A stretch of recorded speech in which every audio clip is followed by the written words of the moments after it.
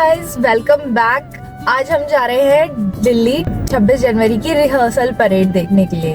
और देखिए गाइस, हमारा मोटिवेशन, हम लोग सुबह के 6:30 बज रहे हैं और अभी हम निकल चुके हैं अपने घर से। देखो हर साइड, देखो हर जगह अंधेरा ही अंधेरा है। ये बस हमारे और आज का मौसम जो है बहुत ही ज्यादा बढ़िया लेवल की हवा चल रही है। हाँ, तो वो सो अभी जस्ट हम निकल रहे हैं, तो आप भी इंजॉय करो।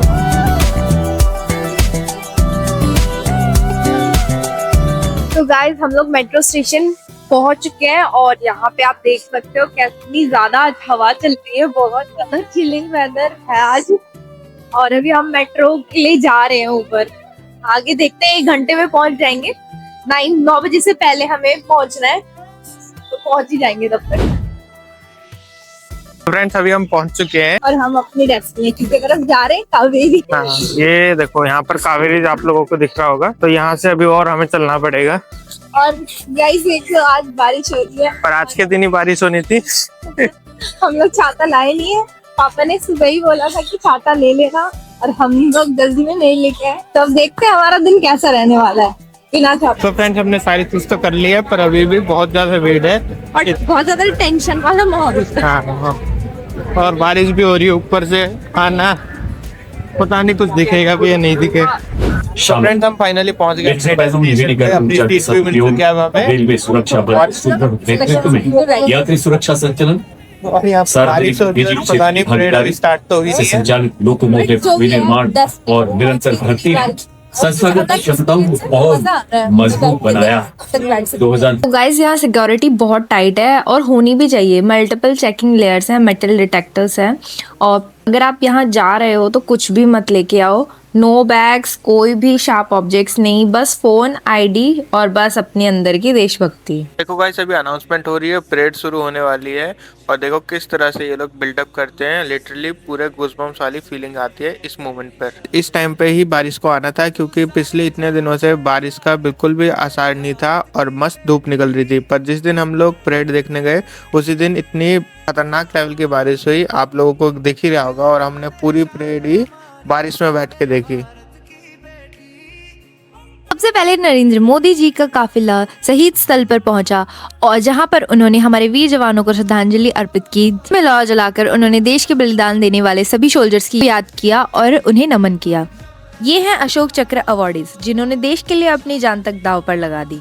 इनके हिम्मत और बलिदान को पूरा देश सैल्यूट करता है। और अब सेकंड नंबर पर ये जो शानदार परेड आ रही है, ये है रिपब्लिक डे के स्पेशल गेस्ट की, जो हर साल अलग अलग देशों से आए मेहमान जो इंडिया की शान और यूनिटी को रिप्रेजेंट करते हैं। तो ये जो इंडियन आर्मी के ग्राउंड व्हीकल्स देख रहे हो आप, चाहे वो टैंक हो, चाहे वो मिसाइल सिस्टम हो, चाहे हेवी वेपन्स हो, ये सिर्फ मशीन नहीं, ये हमारे भारत की पावर है। और के टाइम पर यही टैंक्स दुश्मन की लाइन तोड़ देते हैं और यही मिसाइल्स उनको क्लियर मैसेज दे देती हैं कि भारत को लाइटली लेना एक बड़ी गलती हो सकती है। इन एडवांस ग्राउंड व्हीकल्स की वजह से आज दुनिया जानती है कि इंडिया सिर्फ शांति पसंद देश नहीं है, लेकिन अगर जरूरत पड़े तो अपनी स्ट्रेंथ दिखाना भी उसे अच्छे से जानता है। और इस पावर के साथ हमारी आर्मी हर दिन और भी ज्यादा स्ट्रांग हो रही है और ज्यादा रेडी बनती जा रही है। दोस्तों, जो ये आप ये परेड देख रहे हो ना, ये सिर्फ परेड नहीं, ये हमारे इंडिया की रियल पावर है। ये मिसाइल, ये ड्रोन, ये वही वेपन है जो हमारे ऑपरेशन सिंदूर अंडर यूज हुए थे। दुश्मन की तरफ से जो भी थ्रेट आए, हमारे ड्रोन और मिसाइल ने उन्हें आराम से डिस्ट्रॉय कर दिया। और जो ये ब्रह्मोस जैसे पावरफुल मिसाइल्स हैं, इन्होंने क्लियर मैसेज दे दिया कि इंडिया से डिफेंस नहीं करता, इंडिया डोमिनेट करता है। आज ये परेड में है और कल ये देश को विक्ट्री की तरफ ले जाता रहेगा। और अभी जो आपने ब्रह्मोस मिसाइल देखी, वो वर्ल्ड की फास्टेस्ट सुपरसोनिक क्रूज मिसाइल है, जो लैंड, सी और एयर से लॉन्च हो सकती है। दूसरी अग्नि मिसाइल, जो कि इंडिया की लॉन्ग रेंज बैलिस्टिक पावर, जो हमें स्ट्रॉन्ग न्यूक्लियर डेटरेंस देती है। आकाश मिसाइल सिस्टम, जो कि एनिमी एयरक्राफ्ट और ड्रोन्स के खिलाफ स्काई शील्ड। और अस्त्र एयर टू एयर मिसाइल, जो फाइटर जेट्स को और लेथल बनाता है। ये मिसाइल्स दिखाते हैं कि इंडिया सिर्फ शांति नहीं चाहता, पर अपनी सिक्योरिटी के लिए फुल्ली प्रिपेयर्ड है। और अब जो ये आप वीर जवान देख रहे हो, इनको सैल्यूट है, जो -डिग्री टेम्परेचर में स्नो के बीच वर्ल्ड के टफेस्ट वॉर जोन जैसे सियाचिन ग्लेशियर में ड्यूटी कर रहे हैं। हम घरों में सेफ होते हैं तो तभी ये सोल्जर बॉर्डर पे खड़े होते हैं, सिर्फ देश के लिए। आज परेड में जो मार्चिंग सोल्जर्स हैं, वो उन सबको रिप्रेजेंटेशन है जो एक्सट्रीम कंडीशन में भी इंडिया को प्रोटेक्ट करते हैं। तो ये हमारे सोल्जर जो कि इतने -डिग्री टेम्परेचर में भी ड्यूटी देते हैं हमारे देश को प्रोटेक्ट करने के लिए। तो क्या हम इस हल्की फुल्की ठंड के अंदर अंदर इनको सपोर्ट करने के लिए ये परेड नहीं देख सकते बारिश के अंदर। तो यही हमारे देशभक्ति का रियल टेस्ट था। जितने भी लोग वहाँ पर थे वो सारे लोग बारिश में भी इस परेड को एंजॉय कर रहे थे। में आता है इंडियन की रियल शान का movement, Indian army, Indian navy, Indian air force and और सारी पैरामिलिट्री फोर्सेस। हर फोर्स अपनी लेगेसी, डिसिप्लिन और अपने सिग्नेचर मार्च के साथ आगे बढ़ती है, जो एक्सपीरियंस को बिल्कुल नेक्स्ट लेवल बना देती है। आर्मी दिखाती है करेज और स्ट्रेंथ, नेवी पावर और प्रिसीजन और एयरफोर्स स्पीड और स्काई डोमिनेंस। तीनों फोर्सेस को एक साथ मार्च करते देखना सिर्फ परेड नहीं होता, ये होता है पूरे नेशनल प्राइड का moment. Salute to our arm forces and paramilitary forces. जय हिंद। इसके बाद परेड के अंदर जो सीन क्रिएट होता है वो एकदम गूज़बम्प्स देने वाला होता है। सबसे पहले एंट्री होती है हमारे कोबरा बटालियन की, जिसको देख के पता चलता है कि ये नॉर्मल सोल्जर नहीं, ये हमारे जंगल के वॉरफेस और टफेस्ट मिशन के एक्सपर्ट हैं। तो हमारे डेंस फॉरेस्ट हो, चाहे एक्सट्रीम ऑपरेशन हो या फिर रिस्क जोन हो, कोबरा बटालियन हमेशा सबसे फ्रंट लाइन पे खड़ी मिलती है, बिल्कुल फियरलेस एंड बिल्कुल फोकस्ड के अंदर। उसके बाद जैसे ही परेड आगे बढ़ी, सबसे पहले हमें इंडियन नेवी के बैंड देखने को मिला। बैंड की पावरफुल धुन के साथ साथ जब इंडियन नेवी की परेड आई तो पूरा एटमॉस्फेयर ही चेंज हो गया। उनके पीछे चल रही है नेवी की झांकी, जो हर 26 जनवरी परेड का एक इम्पोर्टेंट पार्ट होती है, लेकिन इस बार की झांकी कुछ ज्यादा ही पावरफुल और इम्प्रेसिव लग रही थी। इस झांकी के थ्रू हमारी नेवी ने अपनी स्ट्रेंथ, टेक्नोलॉजी और रेडीनेस को बहुत अच्छे से शोकेस किया है। उसके बाद एंट्री हुई हमारे इंडियन एयरफोर्स की। जैसे ही एयरफोर्स की परेड और उनकी झांकी सामने आई, पूरा क्राउड सिर्फ एक ही चीज बोल रहा था, वाओ, इस झांकी ने रिपब्लिक डे की स्पेशल दिन को और भी ज्यादा ग्रैंड बना दिया। परेड का सबसे इमोशनल मोमेंट तब आया जब हमने हमारे रिटायर्ड एयरफोर्स सोल्जर देखने को मिले। 1965 और 1971 के वॉर्स का हिस्सा रह चुके थे। जैसे ही उन्होंने सैल्यूट किया और ब्लेसिंग्स दी, पूरा देश उनके रिस्पेक्ट में खड़ा हो गया। सच बोलूं तो वो मोमेंट दिल को छू गया। और फिर उनके पीछे पीछे आई वो झांकी जिसमें हमें ऑपरेशन सिंदूर के दौरान यूज किए गए मिसाइल्स और डिफेंस सिस्टम्स देखने को मिले। हर चीज एक चीज ये क्लियरली दिखा रही थी कि इंडियन सिर्फ पीस लविंग नहीं बल्कि पावरफुल और फ्यूचर रेडी भी है। ओवरऑल ये रिपब्लिक परेड सिर्फ एक सेलिब्रेशन नहीं था, बल्कि एक रिमाइंडर था कि मेरा भारत महान है। जैसे जैसे परेड आगे बढ़ती रही, उनके पीछे पीछे हमारे इंडियन एयरफोर्स का बैंड भी हमें देखने मिला। बैंड अपनी पावरफुल और एनर्जेटिक धुन के बजाते आ रहा था और ऑनेस्टली ये मूवमेंट एटमॉस्फेयर को एकदम पैट्रियोटिक वाइब से भर गया था। उसके बाद जो हमें सीन देखने मिला वो काफी नेक्स्ट लेवल था। हमने एक बार फिर हमारे सारे मिसाइल्स देखे एंड डिफेंस देखे जो कि हमें इंडियन एयरफोर्स के पास है, और हर मिसाइल ये क्लियरली शो करता है कि इंडिया एक powerful and advance future ready country है। ये सच में हमारे इंडिया की जो पावर है उसको शोकेस करता है। और जैसे ही एयरफोर्स का सेगमेंट कंप्लीट हुआ, उसके पीछे पीछे सीआईएसएफ की परेड देखने को मिली। सबसे पहले सीआईएसएफ का बैंड एंट्री करता है, जो अपने डिसिप्लिन और शार्प बीट्स के साथ परेड को और ज्यादा पावरफुल बना देता है।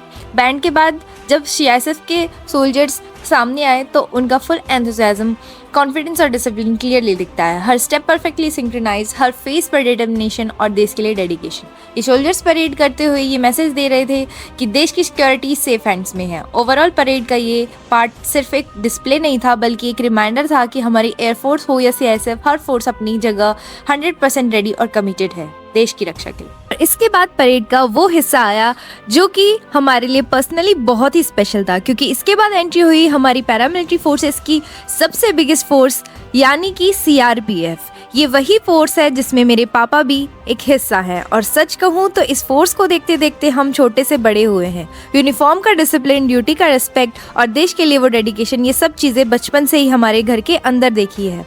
जैसे ही सीआरपीएफ का बैंड सबसे पहले परेड में आया, उनके पावरफुल बीट्स ने पूरा एटमॉस्फेयर ही चेंज कर दिया। बैंड की धुन सुनते ही एक अलग ही प्राइड फीलिंग आ जाती है, क्योंकि ये सिर्फ म्यूजिक नहीं होता है, ये होती है ड्यूटी और सेक्रीफाइस की आवाज। उसके बाद जब सीआरपीएफ के सोल्जर्स परेड करते हुए सामने आए तो उनका कॉन्फिडेंस, उनका डिसिप्लिन और उनका फुल एंथुसियाज्म क्लियरली दिखता था। हर स्टेप में डेडिकेशन, हर फेस पर देश के लिए कमिटमेंट। मेरे लिए ये सिर्फ एक परेड नहीं थी, ये एक इमोशन था, क्योंकि जब आपका अपना कोई इस फोर्स का हिस्सा हो तो हर सैल्यूट, हर स्टेप दिल के और ज्यादा टच करता है। सच में दोस्तों, सीआरपीएफ सिर्फ एक फोर्स नहीं है, ये एक फैमिली है, और मुझे गर्व है कि मेरे पापा इस फैमिली का हिस्सा है। हमारे सीआरपीएफ की परेड कंप्लीट हुई, उसी के पीछे पीछे हमारे कैपिटल की शान दिल्ली पुलिस ने एंट्री करी। सबसे पहले हमारी पुलिस सबसे पहले अपने बैंड के साथ परेड ग्राउंड में आई एंड बैंड के डिसिप्लिन और पावरफुल बीट सुन के एटमॉस्फेयर पूरा एनर्जेटिक हो गया। उसके बाद दिल्ली पुलिस की पूरी स्क्वाड आई परेड करते हुए। तो ऑनेस्टली वो सीन आंखों को एकदम बहुत ज्यादा प्लीजेंट लग रहा था। परफेक्ट कोऑर्डिनेशन, शार्प मूवमेंट और एकदम कॉन्फिडेंट बॉडी लैंग्वेज, ये क्लियरली दिखाता है कि हमारी राजधानी भी किसी से कम नहीं है। चाहे वो डिसिप्लिन हो, चाहे वो सिक्योरिटी हो, हमारी दिल्ली पुलिस सबसे आगे है, सबसे फास्ट है। और इस परेड के अंदर एक स्पेशल बात हुई थी कि बारिश बिल्कुल भी परेड का एटमॉस्फेयर खराब नहीं कर पाई। चाहे बारिश हो, चाहे ठंड हो, चाहे आंधी या तूफान, ना सोल्जर्स रुके थे, ना ऑडियंस का जोश कम हुआ। पब्लिक पूरा एंथुसियाज्म के साथ बैठी हुई थी एंड चीयर कर रही थी। देशभक्ति वाली फीलिंग थी और सब लोग इस परेड को फुल रिस्पेक्ट और एक्साइटमेंट के साथ एंजॉय कर रहे थे। ये होता है हमारी रिपब्लिक डे परेड, कभी नहीं रुकती। किसी भी वेदर में, किसी भी कंडीशन में हमारे सोल्जर पूरी शान के साथ परेड खत्म करते हैं। इसीलिए दोस्त, हमारे सोल्जर्स और सभी पुलिस फोर्स के लिए एक लाइक तो बनता है। के बाद उसके पीछे पीछे एंट्री हुई हमारे बॉर्डर्स की शान बीएसएफ की। सबसे पहले बीएसएफ की रेगुलर परेड आई, फिर फुल डिसिप्लिन, कॉन्फिडेंस और स्ट्रॉन्ग बॉडी लैंग्वेज के साथ। उनको देखकर क्लियरली फील होता है कि देश की बॉर्डर्स बिल्कुल सेफ हैंड्स में है। लेकिन उसके बाद जो सीन आया वो सच में नेक्स्ट लेवल और सुपर यूनिक था। हमें देखने को मिला बीएसएफ के सोल्जर्स ऊंटों पर बैठे हुए हैं जो नॉर्मली डेजर्ट एरिया में ड्यूटी परफॉर्म करते हैं। और सबसे इंटरेस्टिंग बात ये थी कि ऊंटों के ऊपर ही बीएसएफ का बैंड चलते चलते परफॉर्मेंस दे रहा था। मूविंग कैमल्स पर बैंड, ये सीन देखकर क्राउड का एक्साइटमेंट और भी ज्यादा बढ़ गया था। ऑनेस्टली पूरी परेड में ये मोमेंट सबसे ज्यादा आई कैचिंग और मेमोरेबल लग रहा था। ये कैमल माउंटेड परेड सिर्फ एक शो नहीं है, बल्कि ये रिप्रेजेंट करती है कि चाहे डेजर्ट हो, एक्सट्रीम हीट हो या टफ कंडीशंस, हमारे सोल्जर्स हर जगह हर सिचुएशन के लिए रेडी हैं। इसी यूनिकनेस की वजह से बीएसएफ की परेड हर साल रिपब्लिक डे परेड का सबसे अलग और स्पेशल पार्ट बन जाती है। इसके परेड के पीछे पीछे हमारे एनसीसी के कैडेट भी ज्वाइन हुए अपने परेड मार्च पास्ट के साथ, जो कि उनके मन में यही चीज है कि वो भी हमारे आर्मी या फिर आर्म फोर्सेस के अंदर ज्वाइन हो सके। इसीलिए उन्होंने एनसीसी को ज्वाइन किया, जो कि रेडी है पूरे हमारे इंडिया कंट्री की डिफेंस को और भी ज्यादा मजबूत करने के लिए। और उनकी मार्च पास्ट देख के एकदम उनका कॉन्फिडेंस क्लियर दिखता है। और जितने भी स्टूडेंट थे वो हमारे बिल्कुल फ्यूचर प्रूफ रेडी सोल्जर्स दिख रहे हैं इस परेड के अंदर। के बाद परेड का सबसे कलरफुल और कल्चरल पार्ट शुरू होता है, जब इंडिया के डिफरेंट स्टेट्स की झांकियां एक के बाद एक निकलना शुरू होती हैं। सबसे पहले हमें देखने को मिली आसाम की झांकी। इस झांकी में हमें आसाम का रिच कल्चर और ट्रेडिशन देखने को मिला। साथ ही हमें इंडियन गॉड्स के दर्शन हुए और पूरी झांकी आसाम के हेरिटेज और स्पिरिचुअलिटी को ब्यूटीफुली शोकेस कर रही थी।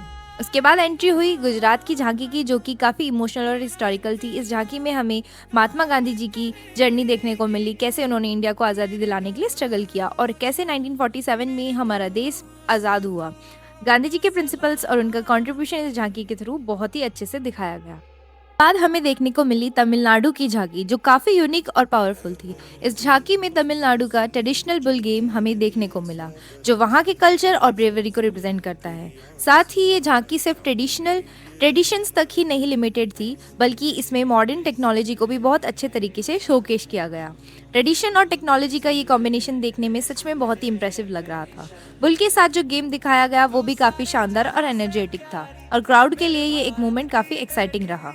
इसके बाद हमें देखने मिलती है हमारे स्किल इंडिया मिशन की झांकी, जिसमें कि क्लियरली शोकेस किया गया है कि हमारे इंडिया के डेवलपमेंट कितने फास्ट स्पीड से ग्रोथ कर रही है, जिसके अंदर कि हमें शोकेस किया गया हमारी इंडिया की skill, innovation and brain power के हेल्प से हमारा देश कितने जल्दी ग्रोथ सेक्टर की तरफ बढ़ रहा है और हमारा यूथ को बहुत ज़्यादा अपॉर्चुनिटी मिल रही है। और इस झांकी से हमारे शोकेस होता है हमारा पूरा फ्यूचर बहुत ही ज़्यादा ब्राइट है। इसके बाद हमें देखने को मिली छत्तीसगढ़ की झांकी, जिसमें ये ब्यूटीफुली शोकेस किया गया है कि वहाँ के लोग एनवायरनमेंट को प्रोटेक्ट करने के लिए क्या क्या एफर्ट्स कर रहे हैं।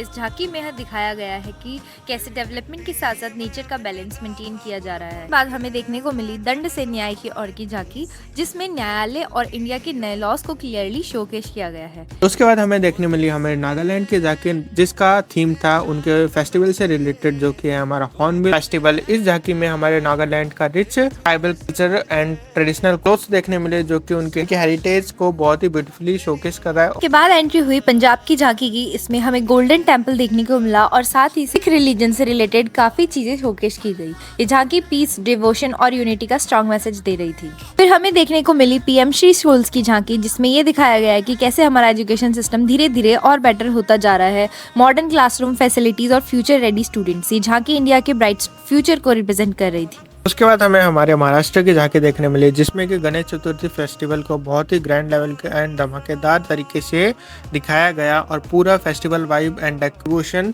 सेलिब्रेशन क्लियरली फील हो रहा था। और फाइनली हमारे फिर राजस्थान की झांकी देखने मिली जिसमें कि हमारे राजस्थान का रिच कल्चर शोकेस किया गया एक ट्रेडिशनल म्यूजिक आर्टिस्ट को बिठा के, और दूसरी तरफ हमारे राजस्थान के रॉयल डेजर्ट ट्रेडिशन को भी दिखाया गया जिसमें कि हमारे ऊंट को शोकेस किया गया है। सच में दोस्तों ये सारी झांकियां एक बात प्रूव करती हैं, इंडिया एक यूनिटी बेस्ड कंट्री है। तो फ्रेंड्स अभी हम जा रहे हैं वापस क्योंकि बहुत ज्यादा बारिश हो गया ना, बहुत ज्यादा घर जाने में भला ही है। वैसे हमने ऑलमोस्ट सारी झांकियां देख ली है। वहाँ पे तार को और बस अब ये भी स्पीड अप कर रहे हैं, जल्दी जल्दी निकल रहे हैं। हम भी बस निकलते हैं जल्दी से और चलते हैं अपने घर। इतने ज्यादा बारिश में हम पहली बार ही आए हैं, तो गाइस हमारे साथ बहुत बड़ी ट्रेजेडी हो गई है। ये तो फर्स्ट टाइम आए और फर्स्ट टाइम में ये हो गया। सोचा नहीं था। बारिश ने पूरा मूड खराब कर दिया, बट स्टिल अब देखते हैं इसके बाद क्या होगा। सो फ्रेंड्स अब हम हुट्टा पहुंच चुके हैं।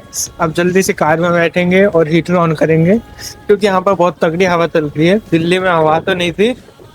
तो फ्रेंड्स आप लोग बताना आप लोगों को ये 26 जनवरी की परेड कैसी लगी कमेंट सेक्शन के अंदर, एंड वीडियो को लाइक कर देना एंड चैनल पर नहीं हो तो सब्सक्राइब कर लेना and thank you for watching.